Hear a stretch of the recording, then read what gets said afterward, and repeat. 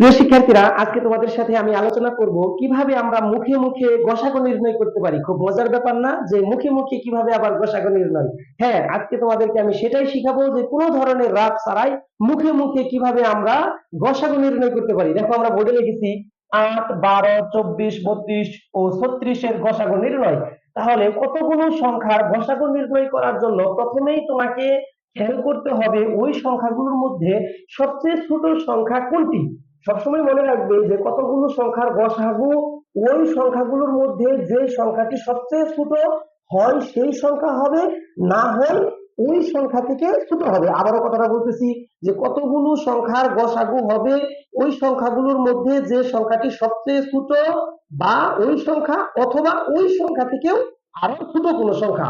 তাহলে এই সংখ্যাগুলোর মধ্যে সবচেয়ে ছোট সংখ্যা কত? 8। তার মানে গসাগু হবে 8, হয়তো 8 অথবা এই 8 এর চাইতে ছোট কোনো সংখ্যা।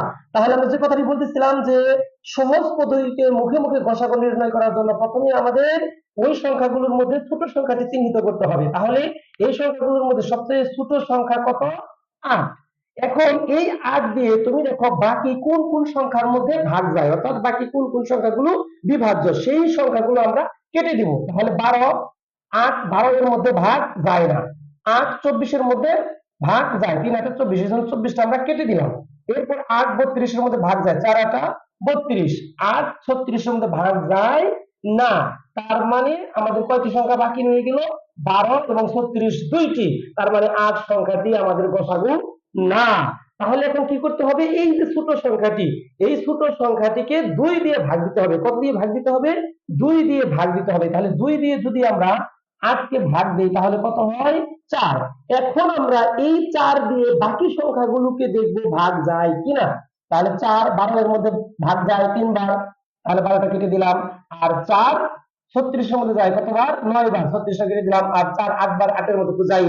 তার মানে এই 4 কিন্তু এই প্রত্যেকটি সংখ্যার মধ্যে ভাগ যায়। তাহলে আমরা বলতে পারি এখানে গসাগু হচ্ছে কত?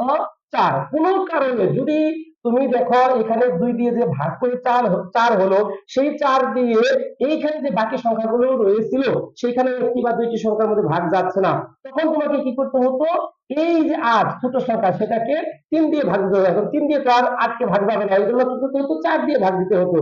তারপরেও যদি না যায়, তারপরে যদি আরো দিয়ে একটা সংখ্যা বাকি রয়ে গিয়েছে, তাহলে পর্যায়ক্রমে 5 দিয়ে যাবে না, তারপরে পরবর্তী সংখ্যা 8 দিয়ে এরকম ভাগ দিতে হতো। তাহলে যেহেতু আমাদের 4 দিয়ে সবগুলোর মধ্যে ভাগ গেল, তার মানে গসাগু হচ্ছে আমাদের 4। তাহলে দেখো পরবর্তীতে আরেকটি অঙ্ক আমরা লিখেছি যে 8 10 20 32 এবং 40 এর গসাগু। তাহলে নিয়ম অনুযায়ী আমাদের ছোট সংখ্যাটি আগে চিহ্নিত করতে হবে। ছোট সংখ্যা কত? 8। তাহলে 8 দিয়ে কোন কোন সংখ্যার মধ্যে ভাগ যায় সেই সংখ্যাগুলো তুমি কেটে দাও। 10 এর মধ্যে যায় না, 10টা কাটতে পারলাম না আমরা। 20 এর মধ্যে যায় না, 32 এর মধ্যে কিন্তু ভাগ যায়। আর এদিকে 40 এর মধ্যেও কিন্তু ভাগ যায়, 5 8 40। তাহলে আমাদের সংখ্যা দুইটি কিন্তু রয়ে গেল। এখন নিয়ম অনুযায়ী আমাদের কি করতে হবে? এই 8 কে 2 দিয়ে ভাগ দিতে হবে। তাহলে 2 দিয়ে ভাগ দিলে কত হয়? 4। এখন দেখো এই 4 দিয়ে 10 এর মধ্যে কিন্তু ভাগ যায় না, 20 এর মধ্যে যায় বিদায় 20টা আমরা কেটে দিলাম। তার মানে যেহেতু এই 4 এখনো কিন্তু 10 একটি সংখ্যার মধ্যে ভাগ যাচ্ছে না, তার মানে 4ও কিন্তু লসাগু, লসাগু না, গসাগু হবে না। এখন সেই ক্ষেত্রে তাহলে 2 এর পরবর্তী সংখ্যা কত? 3। 3 দিয়ে ভাগ দিতে হবে 8 কে। এখন 3 দিয়ে 8 এর মধ্যে ভাগ দেওয়া সম্ভব? যায় না, ভাগ শেষ থাকে। অর্থাৎ আমাদের ভাগ দিতে হবে যেন পূর্ণ সংখ্যা হয়, কোনো ভগ্নাংশ থাকা যাবে না। তাহলে 3 এর পরবর্তী সংখ্যা কত? 4। তাহলে 4 দিয়ে যদি আমরা 8 কে ভাগ দিই তাহলে কতবার যায়? 2 বার যায়। এখন এই 2 দিয়ে দেখো যে সংখ্যাগুলো বাকি রয়েছে সেগুলোর মধ্যে ভাগ যায় কিনা। 2 10 এর মধ্যে কিন্তু ভাগ যায়, আর 2 তো 8 এর মধ্যে যায়। তাহলে সর্বশেষ সংখ্যা আমাদের কত বের হলো? 2। তার মানে আমাদের গসাগু হচ্ছে 2।